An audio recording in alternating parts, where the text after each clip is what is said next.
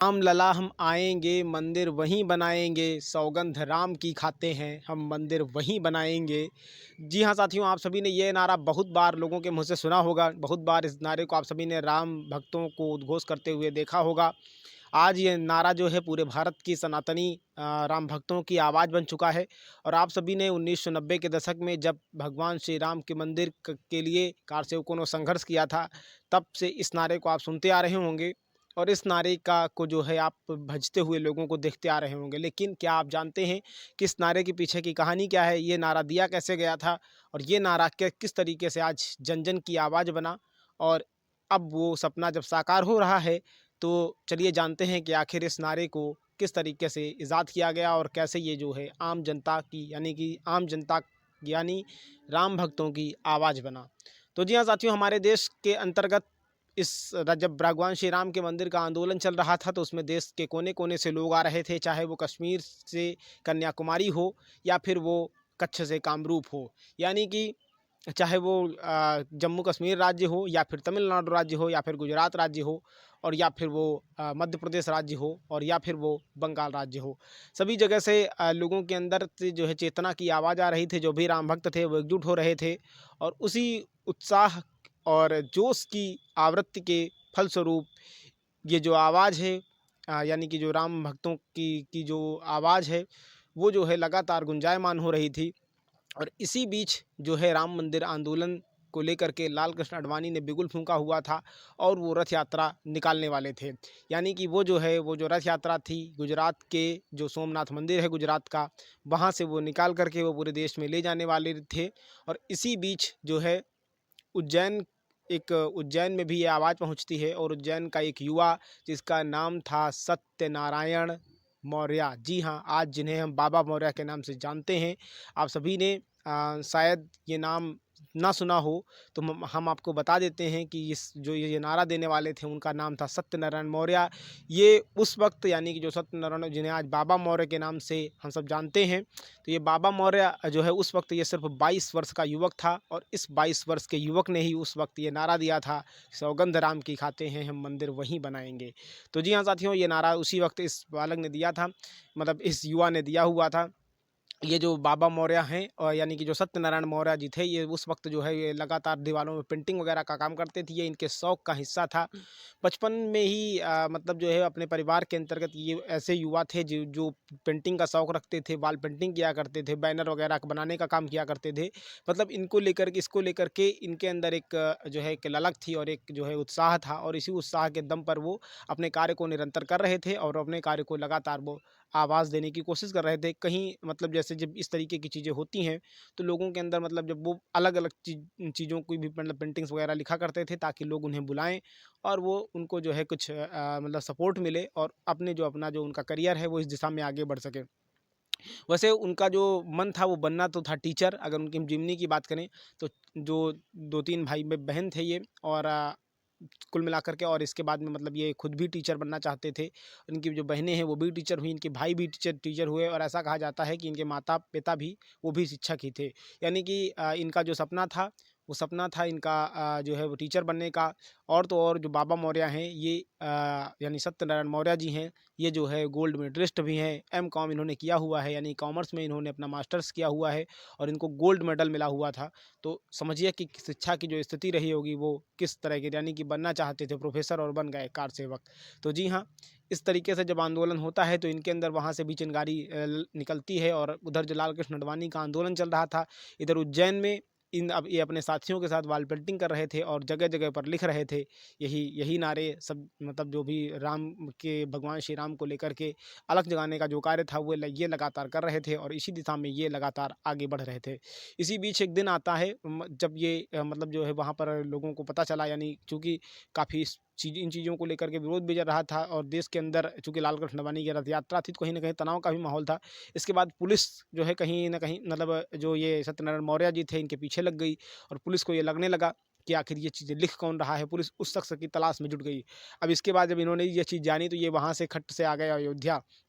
और अयोध्या में ये धीरे-धीरे जो है मतलब जो राम मंदिर यानी कि जब बाबरी वाला जो प्रकरण था, उसके पहले यानी 1990 के दशक की, ये मतलब 1990 के साल की बात है। और उसके पहले ही इन्होंने अयोध्या में ही लिख कर के इस तरीके की जो वॉल पेंटिंग्स थी कि राम मंदिर जो है राष्ट्र मंदिर है, और इसके लिए अगर हम राष्ट्र की रक्षा के लिए कुछ काम कर रहे हैं, तो इसमें कुछ भी गलत नहीं। तो इस तरीके की वॉल पेंटिंग्स थी, और जो सनातनियों की जो मांग है उसको लगातार ये वाल दीवारों पे लिख करके सबको जो है जागरण जगाने का काम कर रहे थे। तो इस तरीके से ये लगातार इन चीज़ों को लिखते रहे, और इसके बाद में वो दिन आया जब आंदोलन हो रहा था, और इन्होंने अपनी मतलब अयोध्या में ही एक सभा आयोजित हुई, और उस सभा में ही इन्होंने मतलब जो है सोचा कि कुछ नए तरीके से किया जाए। और इसके बाद में इनके मुँह से अचानक से शब्द आता है कि सौगंध राम की खाते हैं, हम मंदिर वहीं बनाएँगे। और ये नारा यहीं से अचानक से निकल जाता है, और इसके बाद में ये नारा पहले तो 2-4 लोगों के बीच में गूंजा, जैसे कि नारेबाजी जब शुरू होती है, कुछ दिया जाता है, 1 से 2, 2 से 4, 4 से बाद में ये सीधे-सीधे ये फिर विश्व हिंदू परिषद का यानी कि जो वीएचपी थी, उसका सबसे सुपरहिट नारा बन गया। और ये चीज़ हो गई कि जो अशोक सिंघल थे, यानी कि जो राम मंदिर आंदोलन के प्रमुख प्रणेताओं में से एक अशोक सिंघल जी थे, विश्व हिंदू परिषद के बड़े नेता। उन्होंने इनको बुलाया और इस पूरे के पूरे गाने की और इस तरीके की जितनी भी चीज़ें थी, उन सबकी ऑडियो कैसेट उनको भर मतलब एक मतलब इनकी रिकॉर्डिंग करवाई, और इसके बाद में उन्होंने इसका जन प्रसारण भी करवाया। और तब से लगातार ये जो नारा है वो लगातार गुंजायमान रहा। ये इनकी स्थिति ये थी कि अपने फटे मतलब जिस तरीके का हाफ पैंट मतलब जो कच्छा वगैरह होता है ऊपर का, तो उसी में ये पहन करके मतलब एक तरीके से एक आम, बिल्कुल आम से आम नागरिक की कैटेगरी में, एक आम जैसे कि भिखारियों वाली वेशभूषा तक में इन्होंने भगवान श्री राम के लिए काम किया है। और इन्होंने बस इनका जो मकसद था वो यही था कि किसी भी तरीके से राम काज कीन्हो बिन मोहि कहाँ विश्राम। और इसके लिए दिन रात लगे रहते थे, दिन रात ये उसके लिए हर पल हर क्षण तत्पर रहते थे, और लोगों को जगाने का काम किया करते थे। इसी दौरान मतलब जो लोग थे वो इनका मजाक भी बना, जब ये बताते थे कि मैं गोल्ड मेडलिस्ट हूँ, और इस तरीके की चीज़ें जब वो जनता के सामने मतलब जो लोग इनसे पूछते थे, तो उनको जब ये बताते थे तो लोग इनका मजाक भी उड़ाते थे, और ये कहते थे ये हाफ पैंट वाला लड़का ये जो है गोल्ड मेडलिस्ट है, और इस तरीके से इनका उपहास करते थे। लेकिन इस बंदे के अंदर जो ललक थी, जो जोश था, वो इतना ज़्यादा था कि जिसका परिणति आज हम आप सब देख पा रहे हैं। अपने मंच से खुद लाल कृष्ण अडवाणी जी ने, यानी कि जो भारतीय जनता पार्टी आज जो दुनिया की सबसे बड़ी पार्टी है, उसके नेता ने भी अपने मंच से इस नारे को लगाया था, और उन्होंने कहा था कि राम लला हम आएंगे, और जो आगे मतलब उन्होंने और मंदिर वहीं बनाएंगे। तो इस नारे को लाल कृष्ण अडवाणी जी ने भी दिया हुआ था, और उन्होंने मतलब इस नारे का प्रयोग स्वयं उन्होंने किया था, और ये नारा एक उज्जैन वासी के मुख से, मुखार बिंदु से निकला था। और ये पूरा का पूरा एक गीत था, और इस गीत को मतलब उसी की ये कड़ियाँ थीं, और उसी के तहत मतलब ये चीज़ हो रही थी। इसके बाद में मतलब जब आंदोलन का वक्त आता है, तो लाल कृष्ण अडवाणी और इस तरीके से पचासों नेता जो थे वो मंच से भाषण दे रहे थे, और उसी दौरान जो है ये नारा मतलब फिर से लगाया गया, और उसके बाद में वो पूरी की पूरी जो ऊर्जा थी, जो चेतना थी, वो लोगों में भर गई, और लोग अपने आराध्य के प्रति इतना समर्पित हो गए। यानी एक एक अंदर से आत्मशक्ति का लोगों के अंदर ऐसा भान हुआ इस नारे को लगाने के बाद, कि वो जो है जब वो विवादी ढांचे का विध्वंस कर रहे थे, तो उनके अंदर बस सिर्फ एक ही ललक थी कि किसी भी तरीके से हमें राम का होना है, राम के लिए हमें कुछ भी करना पड़े, हम कुछ भी कर जाएंगे। क्योंकि नारे वगैरह जो होते हैं ये कहीं न कहीं एक जोश का भाव पैदा करते हैं, तो वो चीज़ें कहीं न कहीं दिखाई दे रही थी।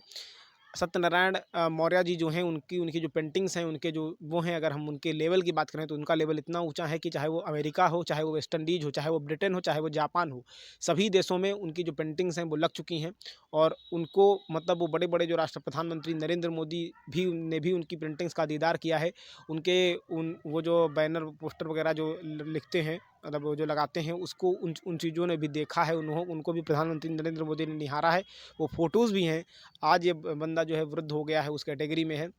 और यहाँ पर एक बात बताएँ कि जो भगवान श्री राम का आज हमने उनको टेंट में देखा और जिस तंबू में देखा था, उस तंबू को लगाने का जो काम था, वो भी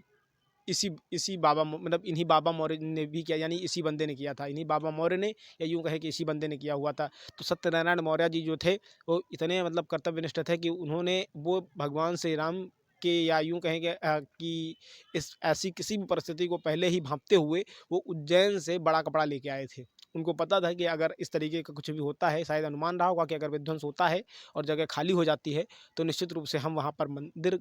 बनाएँगे और उस मतलब जो है मंदिर की आधारशिला रख देंगे। वो भविष्य में क्या होता है उसकी तो कोई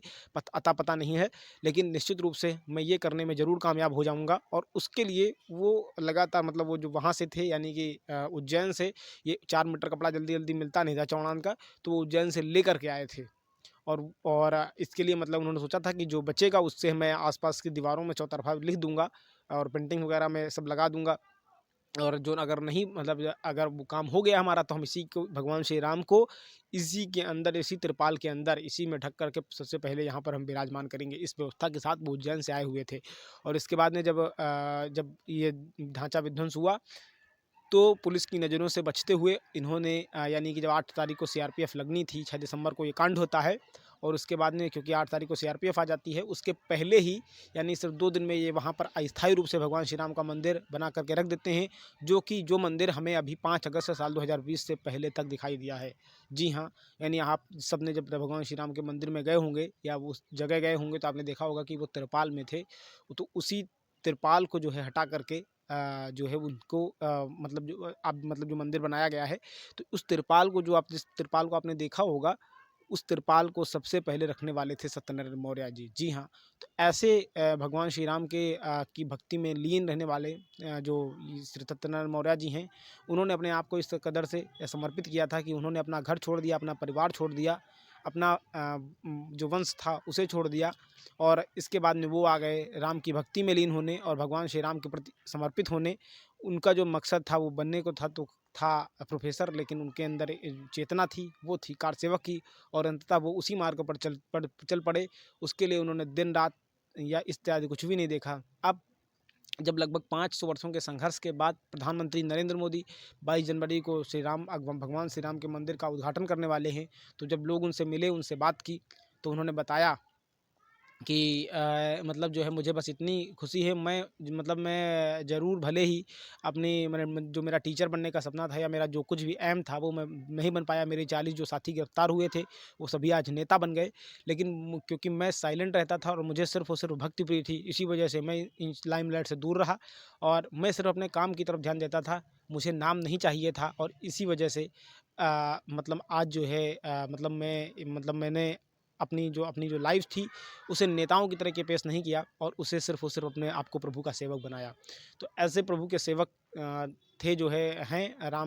जो सत्यनारायण शुक्ला जी हैं, सत्यनारायण मौर्य जी हैं और आज इन्हें दुनिया बाबा मौर्य के नाम से जानती है। और आज बाबा मौर्य जब एक बार फिर भगवान श्री राम के मंदिर का 5 वर्षों के बाद उद्घाटन होना है या यूँ कहें अगर हम अपने इस कार्यकाल को देखें यानी कि इधर से जब से ये काम हुआ है तब का अगर उस वक्त से लेकर अब तक का टाइम देखें तो कहीं ना कहीं इन चीज़ों को लेकर के तब से लेकर के ये बंदा लगातार अपने सब कुछ अपना समर्पित करते हुए राम की भक्ति में लीन था और राम काज के लिए विश्राम तक नहीं कर रहा था और हिडन तरीके से उसी कार्य में लगा हुआ था। उसी वो पेंटिंग्स बनाने में वो अपना जो वो भगवान श्री राम के लिए जो वस्त्र वगैरह या मतलब जो जनता को जागरूक करने का काम था वो सब करने में। तो ऐसे हैं बाबा मौर्य जी जिनकी कहानी आज हमने आपको बताई। तो साथियों आज के लिए रखते हैं इतना ही, मिलते हैं फिर किसी अगले टॉपिक पर, तब तक के लिए हमें दीजिए इजाज़त। आप सभी ने इतनी देर तक देखा इसके लिए आप सभी का बहुत बहुत धन्यवाद। Thank you very much. जय हिंद, वंदे मातरम।